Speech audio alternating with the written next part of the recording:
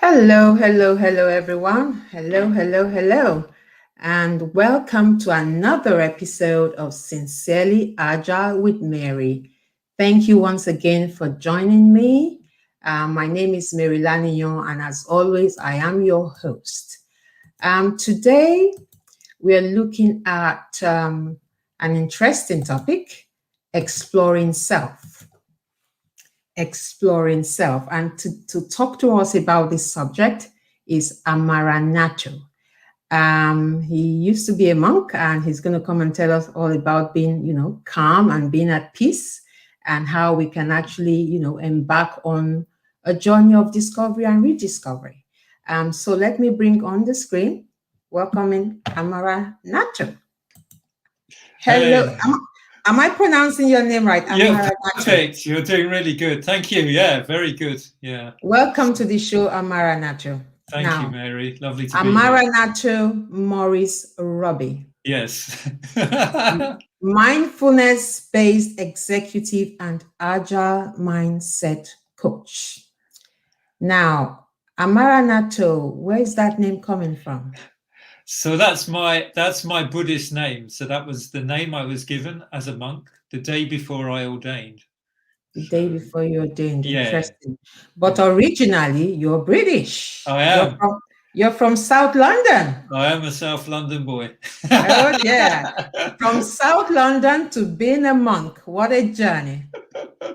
What a Yeah, it journey. has been a very long journey. Yes, it has indeed. Interesting one.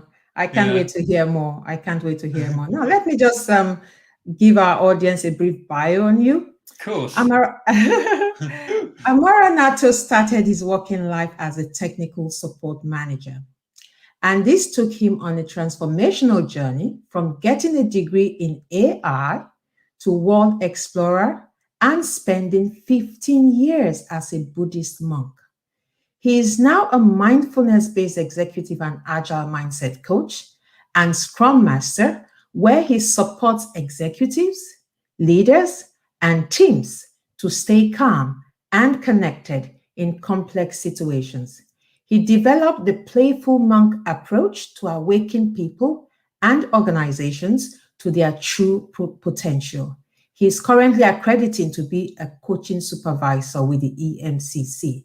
Amaranato, you're welcome to Sincerely Agile with Mary. Thank you. It's so great to have you here. Thank you for investing your time with us today. Now, you said something about in your bio about staying calm in complex situations. Now, we are going to be talking about COVID for a very, very long time because in recent times, we can categorically say that COVID has been the mother of all disruptions, right? So we will be talking about it for a long time. So for you, what was this lockdown like? What has it been like? I mean, for a monk, what has it been like? So it's interesting. I guess before COVID, I felt like I was outside of society. And then as the pandemic broadened, I felt everybody joined my club. So, and the reason for saying is that as a Buddhist monk, you explore the existential questions. You're alone. Even though you might be living in a community, I lived in a community for a while, 10 years, but still you spend a lot of time alone. So I'm used to this. So I'm not saying, it's difficult. I'm sure for lots of people it's difficult. If you're in a flat, you've got few teenagers, I'm sure it's really tough. And I'm not denying that. But my personal experience is that this is very familiar. It's not that I don't feel fear or upset or emotions, but I'm used to asking those questions. I'm familiar with that territory. So for me, it's not been that new. Wow. And even now, we're into over a year. Like I've hardly been out for dinner. Nothing really. I hardly meet anybody, rather just online, and that's also fine. Wow. I like the way you put it. It's like we have now come into your world. Yes. We have come into your world because this is Yes. what you're used to. Yes. That isolation, kind of, if I can use that word. But did you find it isolating? Is that what it feels like to be a monk? You are isolated? Not at all. Actually, the monastery I lived in, used to have on a Sunday, particularly like today's a Sunday we're recording this on, Mm-hmm. and on a Sunday it would have at least 200 visitors, and we had a retreat centre for over 100 people. But in the middle of the afternoon on a Sunday afternoon, you could hear a pin drop. Wow. Yeah, Wow. the place was Interesting. so quiet. So it's not about isolating. Right. It's actually about how comfortable are you with silence. How Interesting. comfortable are you with yourself? Because the more Fantastic. comfortable you are with yourself, then the more that you can be connected, both in silence and with people. I like again how you said that, because when you said we came into your world, I mean, I don't know what it feels like to be a monk, but for me, what I describe myself as a homie. I stay at Yeah. home a lot. Yes. For me, going out is hard work. I mean, other than going out shopping for food, making sure there's food in the house, dressing up and going out it is hard work. And I just love my own company. I love to read a lot. I love to be at home with my children. I love to watch a good movie. I'm just a homie. So when we went into lockdown, I'm not kidding, I didn't feel it that much. I didn't miss going to parties. I never really went to parties. I didn't miss much because I stayed at home a lot. So I can relate to what you're saying. However, from having a degree in artificial intelligence and working in technology to 15 years as a monk, what is the compelling story behind this radical shift? Tell us, please. So the short answer, the really, really short answer is trust. Is trust. Is that somehow I learned to trust myself. So the reason that I did AI, artificial intelligence at Sussex University, and then I went traveling around the world. And one of the experiences I wanted to do was learn meditation. And I was actually in Australia at the time. And I managed to do a 10-day meditation course, which was very strict. You know, it was totally silent, 2 hours a day, 2 hours sitting from morning till the evening, from 4:30 in the morning till 9 o'clock at night. And most people struggled with it. And the people that organised the retreat kept coming up to me and say, "You seem to be very happy. You seem to be enjoying this." And I said, "Oh, I found what I wanted." And Wow. so after this course, I led an completely ethical life, in terms of the Buddhist concepts of no harm and no drugs or anything like that. Actually, a very ethical life. And what arose out of that was I wanted to become a monk. And although I travelled around the world for another about 3 years, my whole travelling time was about 4. In the end, I came to a monastery in England, and I walked in and I said, "How do you become a monk?" And they said, "Well, okay, slow down a bit." And I said, "I'm here to become a monk." And that's what I did. It was very fast for me. I was a monk within about 9 months, a postulant. And then about a year later or something like that, I was a novice monk. Yeah, and I never left that monastery in England for 10 years. And it's interesting, you're saying about being homey, and being introverted. And yet when I was there was a whole load of things which required me to be extrovert as well. I mean, I ended up running a family camp there, which had 100 people and 10 facilitators, different ages. And that's where I started to learn my skills, really, Wow. to work with people. Yeah, so it was a very interesting journey, but it was based on trust. And this trust is about knowing, knowing clarity. So it's not a thinking process. It's not like a checklist. It's Wow. just you know. And so when I arrived at the monastery, I knew that I wanted to do that. In English, the word is calling. It's a calling. It's It's a not calling. a career decision. I didn't research the monastery that much. I went there and I said, I'm going to do it. And some people So, say that's foolish. mm, Why would mm, you do that? But I yeah. knew it was right. Wow. So, in traveling around the world and having that interest in meditation, would you say that was really what informed your decision to explore further? No informing. It's Okay. really hard. It's not an informing. There was no. It didn't. it just propelled me. There was no it's so the word calling is such a strange word, because for me it's like somebody grabs you by the hair and puts you down somewhere else. That's how it was for me. Wow. I didn't do any research. I didn't even know what I was getting into. I only found out later, in a way, when other monks from different traditions, both Buddhist and other faiths, came. And then I saw, oh, they don't do it this way. I lived in a very strict monastery, very strict. Like, we didn't eat after midday, no sex, no dancing, no singing, no alcohol, no money, the right amount of sleep. A very, very strict tradition. But actually, I had no problem with it. I remember cutting up my credit card, and renouncing my money and everything. It was renouncing your money. Who did you give it to?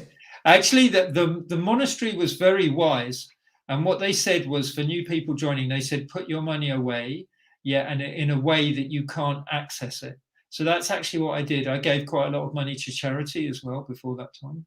Okay, interesting. And I found that very skillful. In the Asian tradition, actually, in the past, people would just give everything away. Yeah. And I'm just looking at the comments here, people saying hello to us. Michael here saying Agile all the way. Someone said 15 years. Michael is saying 15 years. And Grace is saying, I want to see if we have a question here. Grace says, what is the meaning of his name? And is it the Buddhist custom to take on a new name? Oh, lovely question, Grace. Thank you for that. So my name, first of all, my name was given to me one day before, as I said, and I was a monk in the Thai forest tradition. So it's got roots in Thai culture, Thailand. And so the name is, the first letter of the name is dependent on the day that you're born. I was born on a Sunday, actually. So A is associated with that. And then the abbot comes up with a name which is for you to reflect on. So my name, Amaranato, Mara means death. And then A means absence, and Nato means refuge. So my name means refuge in the deathless, refuge in what doesn't die. What is it that doesn't die? So when people say my name, it's a reminder to me about what's really important in my life. And what's really important in my life is to understand what is it that doesn't die. And this has important implications for Agile, actually, although it doesn't seem connected in any strange way. How could a Buddhist name be, have implications for Agile? But if you want continuous ways of working, you want to be in the present moment with your team, then you don't want to buy into dead concepts. You don't want to buy into dead ideas. You want to stay present. So absolutely, and so this is a Buddhist custom for monks, and those Buddhists that would like to take on a Buddhist name can also do that. They can either do it themselves, or they can ask somebody else to give it to them. Wow. Yeah. Interesting. I like the fact you said that it's can you repeat the meaning of your name again? Yeah, refuge in the deathless. Exactly. Refuge in something that doesn't die, essentially. Yes, wow. That's right. Interesting. I like that. Let me just go back to your questions now.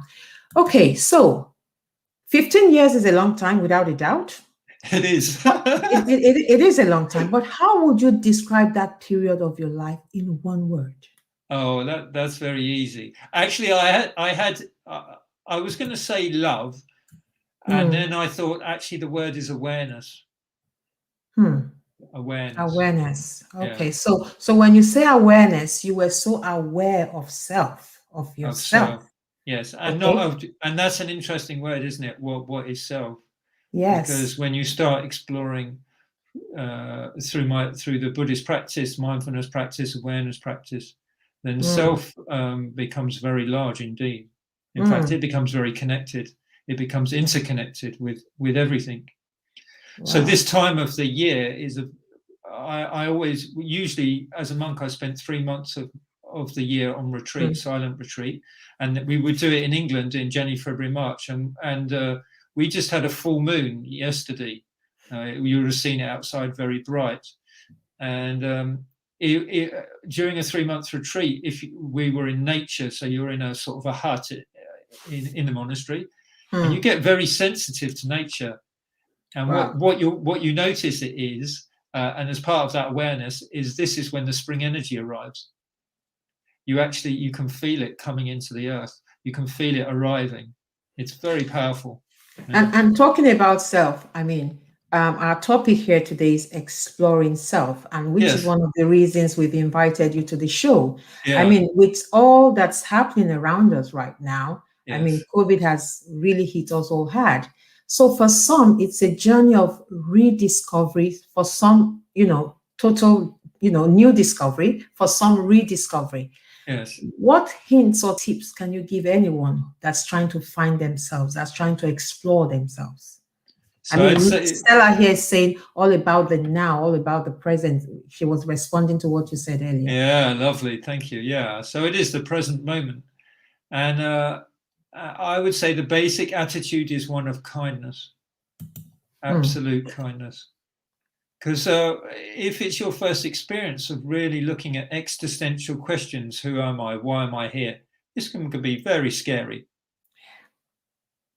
And so an attitude of just being kind, of being gentle, of being connected to friends and family is really important. That's what helps us. The basis of resilience is not individuality, it's not self, it's actually community. Yeah, but that was taken away. No, That it's was not. taken away. In a sense, it was taken away with the lockdown. People who couldn't reach out to their families, people couldn't reach out to their friend. But in a sense, I felt that COVID also gave us an opportunity to reflect and look inward. It did.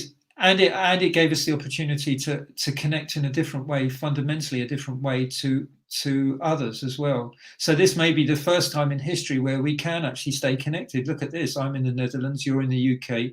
We're going all over the world, to Nigeria through your YouTube channel. This is already just says community. Look how big the community is. And as we explore outwards, it pushes us back into exploring. So why do we think like that? Why do I feel like that? Why am I like that? Why do I feel alone? My mum is in England. I can't be there. I can't go there right now. Yeah. But the most amazing thing happened was I connected on Facebook to a local Facebook group, and I found people that are willing to go around and support my mum. I think that's amazing. Look at that incredible amount of generosity and kindness. But this idea of actually exploring self, is very important, because we can be on autopilot. And we cannot have an idea of what we're actually doing. So when we have this opportunity, which is very rare, I'm not sure we're ever going to get this again.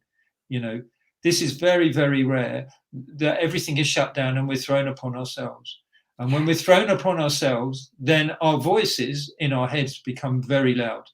Very loud. The first retreat I did, the first 3-month retreat, a silent retreat I did by myself. I was in a farmhouse in Ipswich, in England, in a remote area, and maybe, I don't know, 3 or 4 weeks in, I was in the kitchen and I was cleaning up my pans. So I just cooked my last meal of the day at midday, and I heard this voice and it said, "You have not cleaned the pans properly." And I was so shocked. I could hear the voice so clearly. I actually turned around. I looked around. I thought there was actually somebody standing behind me. Right? And that's the first time, probably in my life, where I heard an inner voice in my head so loud and clear. And the most amazing thing about that was that it wasn't my voice. It was actually the voice of a senior monk. Yeah. And that judging voice. And from that onwards, I started to get perspective on myself. Wow. I started to see I didn't need to listen to the voices in my head all the time. I lost you briefly there.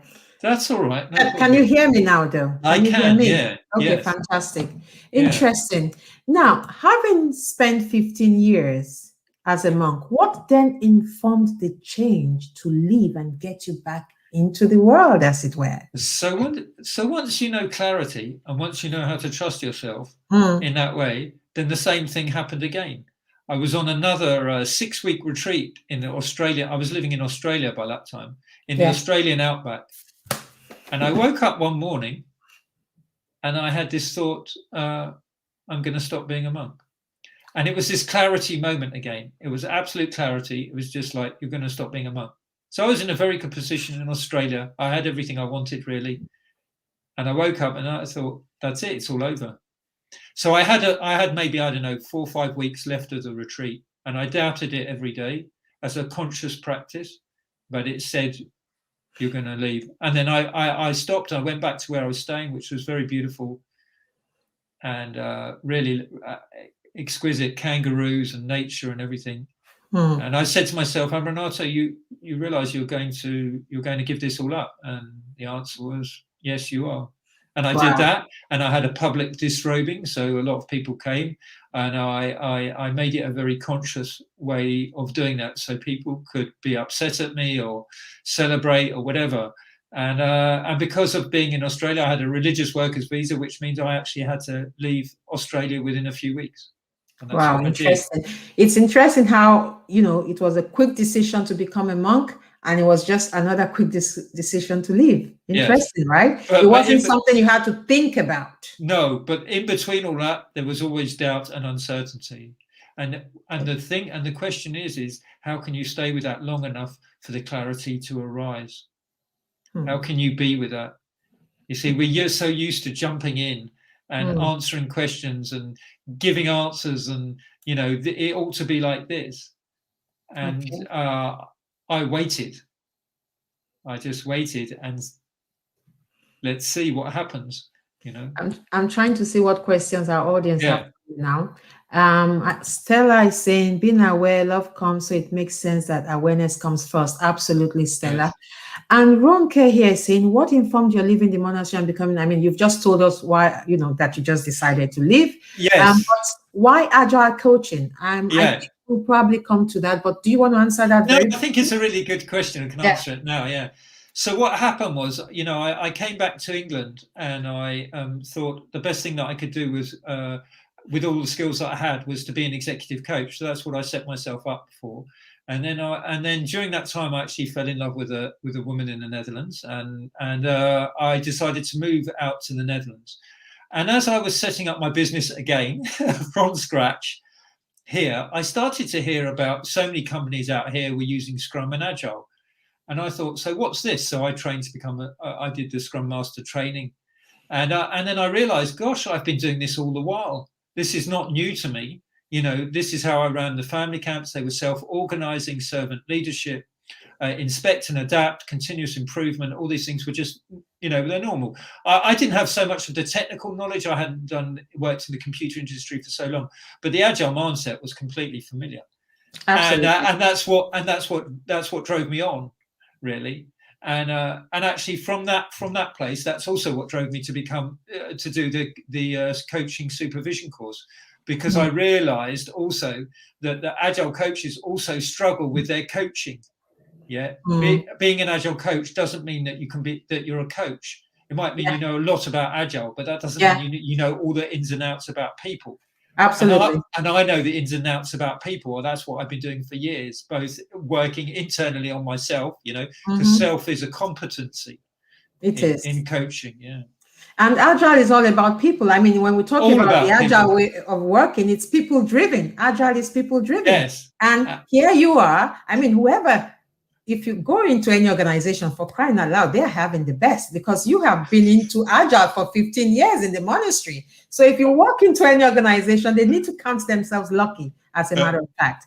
And Michael here is just emphasizing what you said earlier, that one community just essentially gave way to another. So it's now a virtual community. And because it's a virtual community, that's why I can do what I'm doing with you right now. Absolutely. So we haven't really lost anything. Absolutely. And it's a gift, because we're getting so much cross-cultural things. Like I've been running workshops with people from India, all over the world, It's truly amazing. Okay. This is an interesting one, and I love this question. If you hear that voice again, to become a monk again, what happens? Yeah, I would do it. You will do it. Yeah. You will do it. If I heard the voice of trust and clarity, then that's what I've always done. Because life unfolds, and if you stick to any one thing, it always ends up in suffering. Wow. So if you allow yourself the trust to see what happens day by day, moment by moment, then that's the point of trust. And that's actually how I did the coaching supervision thing. It was a trust thing again. Wow. But as far as I can see, though, my times of being a monk are finished. Okay. Yeah. Now, But Grace says here again, did you find any fulfillment during the time you were a monk? Or do you miss the so monk life in any way? very good. Great question. Yeah. Lovely question, Grace. Yeah. So I would say not fulfillment, but contentment. Okay. Contentment. Yeah. And then also during that time, you see, most people assume that if you live in a monastery, it's all peaceful and harmonious. Where in fact, I had some of the worst arguments I've ever had in my life at the monastery, and some of the most troubling times. So, but the contentment that comes from understanding who you are and where you're from and your place in sort of the universe is truly extraordinary, and that's not something that goes. So that relates to the previous question. You see, the monk mindset, which I would call maybe the agility mindset, or would speak about the playful monk approach a bit later. But that monk mindset doesn't go just because I took my robes off. I spent over a quarter of my life in some sort of contemplative monk mindset. That doesn't go. You don't stop that. Yeah. It's here. Yeah. It's here right now. So do I miss the monk's life? No, I don't, because actually it's not changed. I don't follow the monk's rules. I don't need them. I do follow a lot of the ethical rules still, because I find a lot of benefit in them. But in terms of missing the monk life, I don't. Because if we explore any of our parts of our life, we usually find on reflection, not maybe during it, but on reflection, we think, actually, that seems to sort of work. Even if it was really difficult, painful, didn't seem like it was working out, actually, it sort of worked. And if you have this ability to be able to really reflect and inquire and trust yourself, then you'll see that actually, in some ways, it was a gift. And you can take it forward. So there's nothing that stops you. No outside event can really stop you if you're willing to turn towards it and really explore it. There are no blocks. There is no background which says you can't do it. There's some really tough conditions. I'm sure there's plenty of tough conditions, and it would be made easier. I understand that, but still, it's possible. My life as a monk was a beggar. I did live in a 5-star place. I did live where people brought food, but I on a few occasions I did go hungry. When I was begging on the streets in Hemel Hempstead, I remember one Christmas I went begging and nobody gave me any food, and I walked 6 miles there and 6 miles there and back, and no food until the following morning. Wow. Now, one thing I took away from what you said earlier was that your time at the monastery wasn't as though it was 100%, perfect. One of the worst arguments you've had was actually in the monastery. Correct. I would never have thought, monks argued, to be honest with you. Yes. Because when I think of a monk, I'm thinking of peace on another level. Yes. I'm thinking silence. I'm thinking, serenity. Yes. So what did you guys argue about? So the thing is, you don't go in there like that. If you already like that, if you already have that mindset, why bother? You go there because something's not right. There's some suffering, and it's got so extreme that you've decided, that you will give up all the things that you think are important to focus on one thing that's important, which is to understand yourself. And so, we had, it was like the United Nations. It wasn't only monks, it was nuns. So I lived in a mixed monastery, although we were celibate, so we didn't have sex. We were completely celibate, but, we lived in a monastery. I lived in the monastery in England with so many different nationalities. So it's bound to be conflict and misunderstandings. There was also a lot of generosity, but there was also a lot of conflict, which wasn't really resolved very well. And it was also one of the reasons, in the end, that I left there, because I felt that it wasn't enough. And, I had to, I was very fortunate during my time there that actually I had psychotherapy. And that really helped me. So my approach to mindfulness and self, understanding self is both through psychological and therapeutic tools, coaching tools, and mindfulness. They go together, actually. Yeah, they do. Yeah. So, what can we learn from the calmness? I mean, because I know you've said life wasn't perfect there, but we can Yeah. still, associate calmness and simplicity with the life of a monk. So, what Yes. can we learn from the calmness and simplicity of the life of a monk? Especially when you work as a coach, a mindfulness coach. What can we, can the audience take away from this show today to say, you know what, I'm equally on a journey of exploration. I'm trying to rediscover myself. What hints and tips can you give? So I would say the number one thing is the quality of your rest. The quality of your rest. The more rest that you can have. No high performance athlete, not one, does not have rest. And yet in the business world, we somehow forgot about that. So you're supposed to perform. I work a lot with leaders, and they're always busy.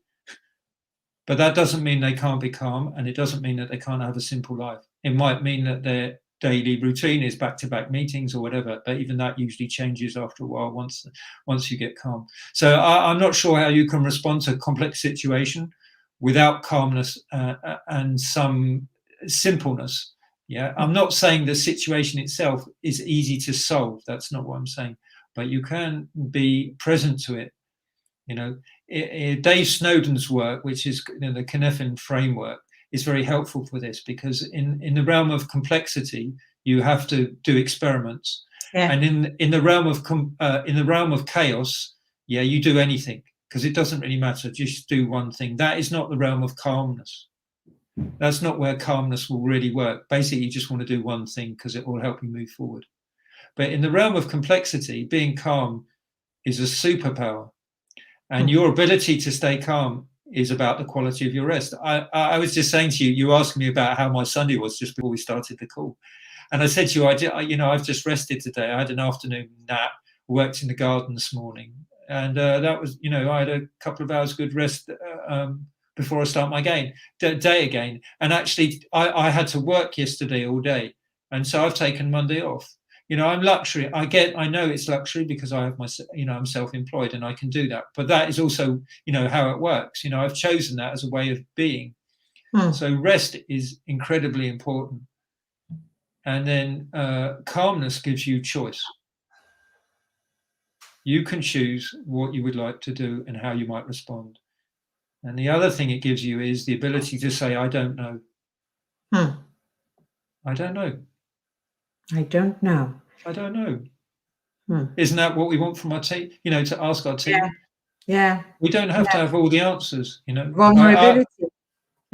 Vulnerability. Vulnerable. Yeah. Yes, vulnerability. So if you're calm, then being authentic and vulnerable is a lot easier, because if you're out of calm, then there's a lot of stress in the body usually. I mean, actually, stress is not that bad for you. The research says that. A good dose of stress is actually very healthy. It actually even helps you repair your body. But when we get in this chronic stress, where it keeps our body active all the time, that's not helpful, and that's why rest is so important and recoups you. Wow. And you know what? This is what I really love about the Agile way of working, because I feel that Agile, in a sense, reignited humanity in the workplace. Because for so long, people have been driven like machines in the workplace. Like you said, performance, performance, performance. And also in our personal lives, sometimes we're driving ourselves crazy. We're setting such high standards for ourselves. All we do is work, work, work, work, work. But what you're saying now is we need to be intentional about resting. And it is in finding that space to rest that we can achieve calmness. Is that what you're saying? We need to find that space. Not only calmness, but performance. Okay. Not only calmness. You will perform way better when you're rested. Wow. Yeah. And clarity. And clarity, yeah. Clarity, now, of course, people have different levels. Some people are just set up for 4 or 5 hours sleep, and they can do all of that. But but most of us need good quality rest. On all levels. That's switching off our phones and all the rest of it. Okay.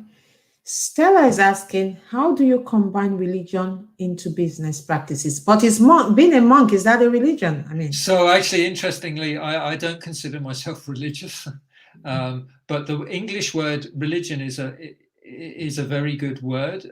If you look at the roots of what it means. So religion means to bind. To bind to something. So what are you going to bind to? So if you have a faith, that's absolutely fine for me. So in business practice, what are you going to actually bind to? What are you going to bring in to? So if you do want to bring in your faith practice, yeah, then that's your business. I don't actually bring Buddhism into the work that I do. Actually, okay. I have my name because that's what's important. Unless people ask me, I don't say very much about Buddhism, and that's my training as a monk. You see, as a monk, you can't tell people about Buddhism. As a Buddhist monk, you're not allowed to preach without actually people asking you. I remember once I was on a train coming back from London, and a person was reading a Buddhist book that I'd actually read myself and knew it quite well, and I didn't say anything to the person. Nothing. You've got to have that discipline because that's sort of like, how you've been taught not to talk about it. It is like an ethical thing. It's not only a discipline, but it's like, well, what's the reason for doing it? Okay. Are you serving yourself or you're serving somebody else? So if the other person wants it, yeah, they'll ask. And your job is, it wasn't important to me about, how many people become Buddhist or how many people even become Agile. It's the same thing, actually. You see, like Agile has turned into sort of, can be a blind religion. Yeah, without inspect and adapt, without the ability to really reflect, it just becomes very fixed. And the idea of Agile is agility. Yeah. The idea of religion, for me personally, is to be free of it. And talking about Agile, that is why we say that you don't just decide to do Agile for the sake of it. Yes. You need to ask yourself the question, what's your why? Why do I want to, adopt Agile? What's my compelling reason for wanting to, start working the Agile way? What are the business goals or what are my pain points? So it's not just the case of everybody's gone Agile, I'm going Agile. Thank you very much. So important. So important to say, Mary. So important. Yeah, good so point. Important. Point.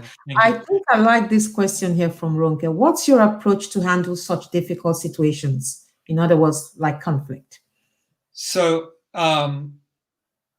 because I've experienced so much conflict with the programs that I ran in the monastery, I had to deal with some very, very, very difficult situations. And so I'm very used to conflict. And for me, it's always to turn towards it directly and squarely. So, and that's what I also encourage with the clients that I work with, to support them to be able to turn towards it. I was involved with supporting a client recently in a very difficult bullying situation at work. And although, it took us some time, but actually he turned towards his boss and arranged a meeting and the union reps and everything, and got what he fairly deserved, which was that his boss was bullying him, and that needed to stop. So in order actually to handle conflict, I would say one of the best resources I find is Nonviolent Communication by Marshall Rosenberg. And I learned this with him. He came to London and I trained with the group for a long time. So MVC is a really fantastic way of using language to explore conflict. And Marshall Rosenberg was an incredible communicator. This way of being able to speak clearly about what is going on and confront the situation, not aggressively, although sometimes it requires that, but just directly, is really important. And your ability to know yourself, we're talking about self here today. The more that you understand self, the easier it is to be. Because if you know that, my personality type is anger. So that's how, when I get under too much stress, I know that anger is going to be my way. And so if you know that, then you know how to handle a situation. You know what anger might arise, and then what can you do with it? So I know how to handle that when that situation comes in. And actually, there's nothing wrong with anger. It's just the way that you use it. Yeah. So, and if you don't have those skills, and the best thing to do is always slow things down. Slow things down. In other words, not to react, but to slow down so that you can respond. Yes. And that is a core practice of mindfulness. One of mindfulness is being able to be embodied, which means to be with your physical body. And the more that you can be with the physical body, the more that you can know about how it feels, how it's responding in the moment. And then that will give you the cue about how to deal with the situation usually. So I would consider myself a trauma-informed coach. And so that means, helping people to understand how stress and trauma affects their bodies. And then by doing that, you got much better ways of being able to deal with very difficult and conflicting situations. And sometimes, of course, you have to get out. That's also valid.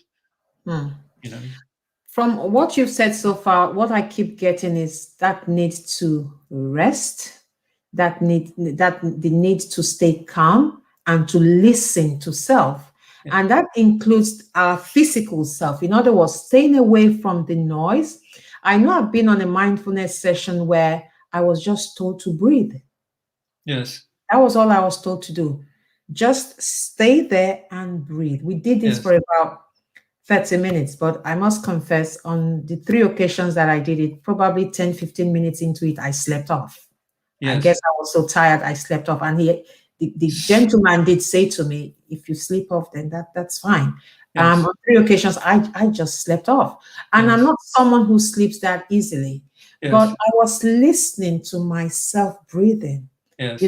I kept doing that, and I would wonder a little bit, and then before I knew it, I was gone. So what are we trying to achieve when we tell people to just breathe?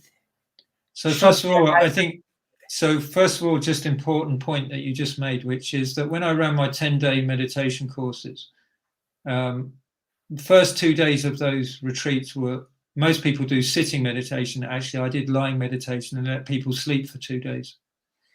We're so exhausted, usually. And the first thing that arises in meditation once you come in contact with your body is actually that you're exhausted. And so the idea of sleeping is, as the person said, very important, because without that, you can't really hear anything else anyway. So people, you can't hear the instructions. So although the basic attitude and the basic practice of mindfulness is through breathing, there are many different ways of doing it. But the breath is a great way of relaxing. We could just try it now for a minute. Should we do that? Okay. I'll do it. Okay. Great. So those that are listening, if you want, I encourage you. This is non-religious, so it's only focused on the body. And just remember, you're in charge. You don't want to do it, that's fine. So if you just bring your attention to the way your body is right now, so you don't have to sit in any particular way, but just enough to be alert. And if you want, you can close your eyes. If you don't want to close your eyes, that's fine. I'm going to keep my eyes open. And you're going to close your mouth and just breathe through your nose if you can. And what helps to be aware of your breath is, if you're new to meditation, is to just put your hand on your belly so that you can feel your belly moving up and down. And just be with your breath. Lying down's fine. And just breathing in and breathing out. And it doesn't matter if you've got lots of thoughts going around in your head, or you're tired, or you want to have your dinner, or you're thinking about work tomorrow, or you're thinking about what I said. Don't worry about any of that. It doesn't matter. I'm not asking you to be peaceful or calm. I'm just asking you to notice the way it is right now. It's breathing in and breathing out. Just this simple attention of how it is now.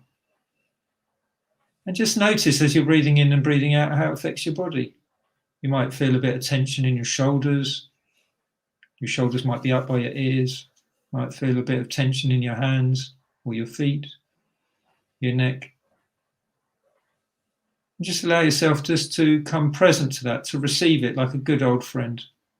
And if you're feeling relaxed, great, lovely.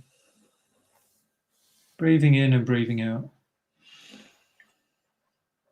It's gentle, so no need to do it in any specific way, just as you are now. And then just bring your attention back to your body. Notice how your feet are on the floor, or if you're lying down, your back against the floor or the bed, sofa, and then just come back in the room, come back into the space. So just notice how it is for you right now. The sense of exploring self right now, rather than trying to do it sometime in the future. Here it is. Here it is. And imagine, finding a place where you're comfortable and where you can just do this for like 30 minutes.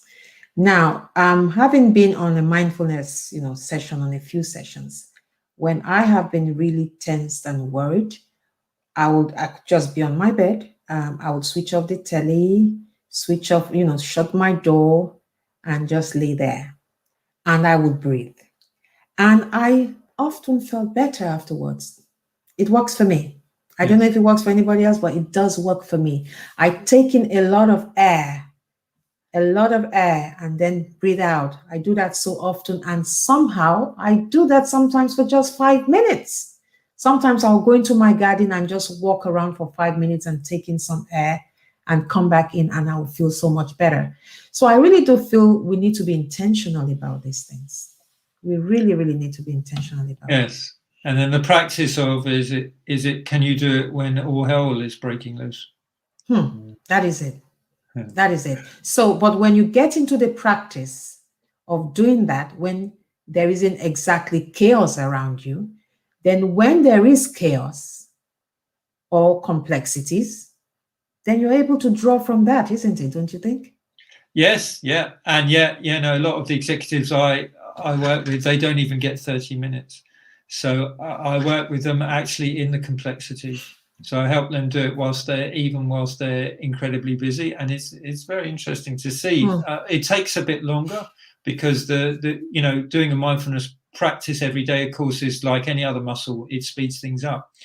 But actually, after a while, it's quite surprising. I've been surprised myself that a lot of the executives say, oh yeah, my days are not so tiring anymore. And then they say, well, I'm sure I'm doing the same amount of work, but they're not tired. Yeah. They're not tired. Yeah. Wow. Talk about intentionality there.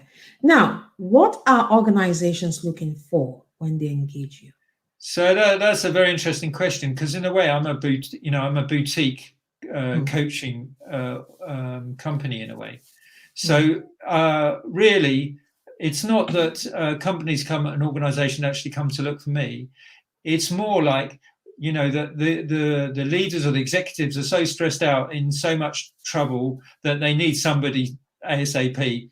And they find me, most people find me because of my monk background. Excuse me. And the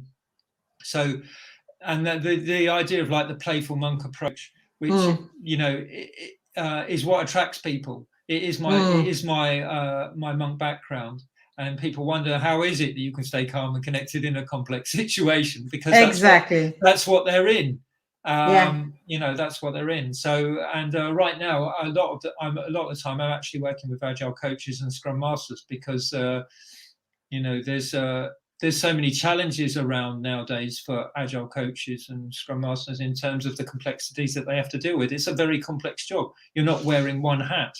You're wearing a lot of hats. Multiple hats, absolutely. Yeah. And the environment has become even more complex with COVID now. I mean, it always was a complex world, like we said. It's a VUCA world.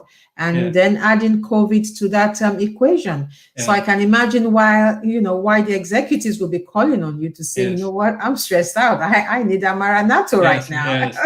And the other thing as well is that because of the depth that I work at, it's also not for everybody, because I will go as far as you want to go, and I really support people on their personality and understanding the agility mindset.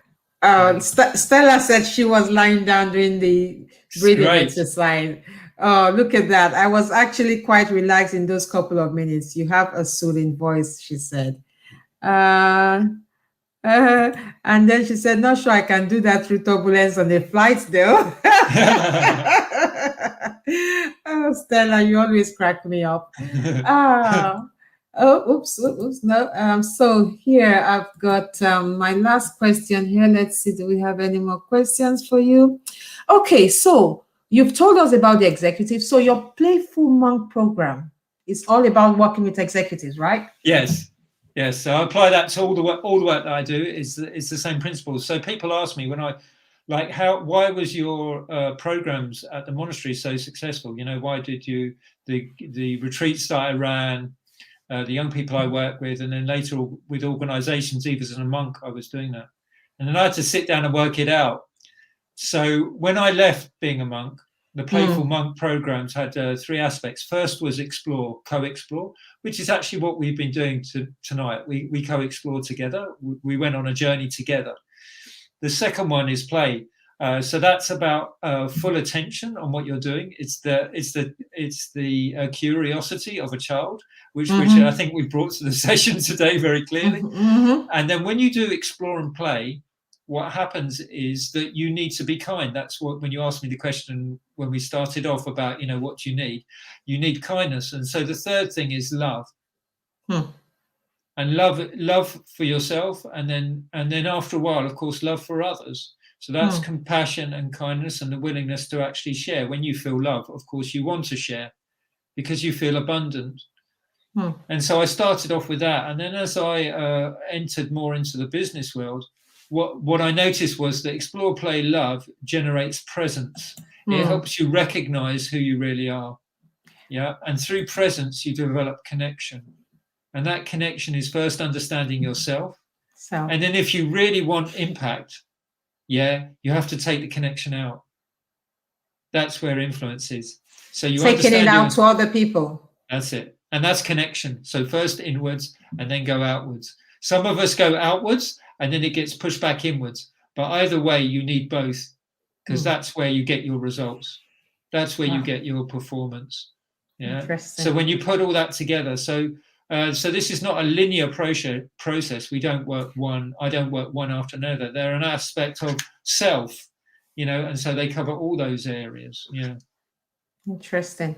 So can you just summarize it for us? We're coming to the end of the show now. Can you just summarize it for us? I hear you say the breathing exercise is good. I hear you say love yourself. Yes. Rest. So love yourself, rest, be kind. Yes. And of course, you can't give what you don't have. How do you love anyone if you haven't really loved yourself? How do you care for anyone if you haven't really cared for yourself? So we need to put self first in trying to even begin to, you know, explore ourselves. We need to think about us first. And we need to find that calmness in order for this to happen, right? Yes, indeed. So would you say that's the summary? What else do you want to add to that? There's just one summary. There's just one word. So people ask me, what did you really learn at the monastery? You know? Yeah. And in the end, I just say yes to life. Wow. Yes to life. Everything. I like that. Whatever you don't like, whatever you like, just say yes to it. And whatever you don't like, you say no to it. You say yes to it. Yes to what you don't like? Yeah. And then you can say no. Okay, so in other words, acknowledge. Yes. Is that what you mean by saying yes? Yes. So acknowledge what is happening, accept it, take responsibility if you have to, and then decide what you need to do. Yes, so that's the intellectual response. And my one is just say yes and see what happens.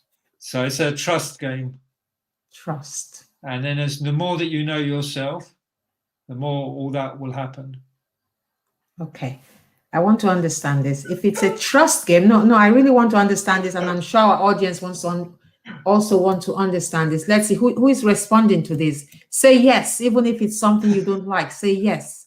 Let's see. When you say turn into the conflict, not away, are there not times it's best to turn away and turn in much later? That's a good one, Ronke. Yes, indeed. But first you've agreed to say yes to it. Okay.